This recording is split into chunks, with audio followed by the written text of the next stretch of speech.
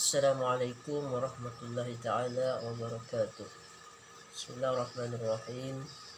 Alhamdulillah rabbil alamin. Wassalatu wassalamu ala asyrafil anbiya wal mursalin Sayyidina wa maulana Muhammadin wa ala alihi wa sahbihi ajma'in.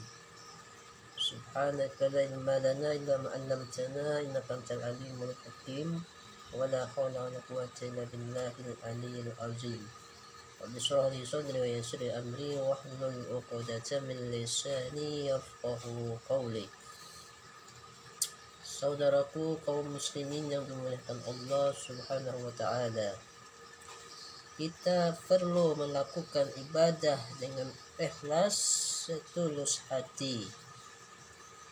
Tujuan kita diciptakan oleh Allah Subhanahu wa taala tiada lain kecuali untuk beribadah atau mempersembahkan semua gerak tubuh kita sepanjang hidup hanya karena Allah Subhanahu wa taala. Allah berfirman, "Wa ma khalaqtul jinna wal insa illa liya'budun." Kata Allah, tidak aku ciptakan jin dan manusia kecuali untuk beribadah kepadaku. Jadi Allah menciptakan manusia dan jin tujuannya hanyalah untuk beribadah kepadanya. Bukan berarti selama 24 jam kita hanya boleh menghabiskan waktu untuk sholat dan membaca Al-Quran saja. Namun sekolah, belajar di pesantren, bekerja mencari nafkah, bantu orang tua, berbaik budi kepada teman, makan, minum, dan sejenisnya bisa juga bernilai ibadah, gantung niat kita. Semua itu merupakan bagian dari ibadah. Nah, jadi makan, minum itu bisa saja bernilai ibadah kalau kita niatkan untuk ibadah. Jadi tergantung niat. Ibadah membutuhkan niat yang ikhlas murni karena Allah. Jika tidak mampu ikhlas secara penuh, seseorang hanya akan diberi pahala seberapa besar ikhlasnya. Jika ikhlas seseorang dalam hati hanya sebesar 40%, selebihnya dia berniat bukan karena Allah, untuk tujuan supaya mendapatkan materi misalnya, niscaya dia hanya mendapatkan balasan dari 40% niatnya tersebut. Artinya kadar keikhlasan seseorang bergantung pada persentase ikhlasnya dalam hati. Rasulullah SAW bersabda, "Innamal a'malu binniyat wa innamal likulli imri'in ma nawa." Kata Rasulullah SAW, sesungguhnya semua amal itu tergantung dengan niatnya. Jadi tergantung niat kita amal itu. Dan setiap orang tergantung atas apa yang ia niatkan. Yang ia niatkan itu juga yang ia dapatkan. Abdurrahman bin Abdus Salam Asy-Syafuri dalam kitabnya Nujhatul Majalis menceritakan fatwa Syekh Ma'ruf Al-Karhi. Wa qala Ma'ruf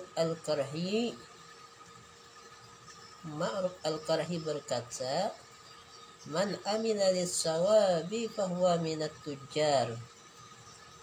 Barang siapa beramal supaya dapat pahala, maka dia bagaikan orang yang sedang berdagang.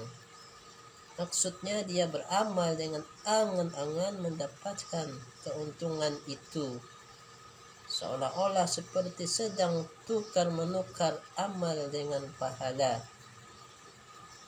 Wa man amila khaufan minan nar fahuwa minal abid. Dan siapa yang beramal karena takut neraka, niatnya beramal karena takut neraka, maka dia termasuk hamba Allah. Apabila orang itu beramal karena takut neraka.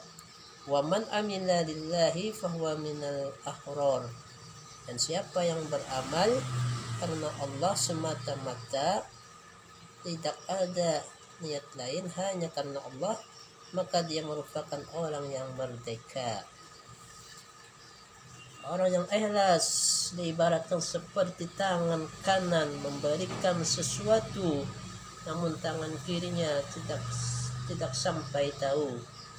Maksudnya amal-amal baik kita seharusnya kita sembunyikan serapat mungkin hingga kepada orang terdekat sekalipun.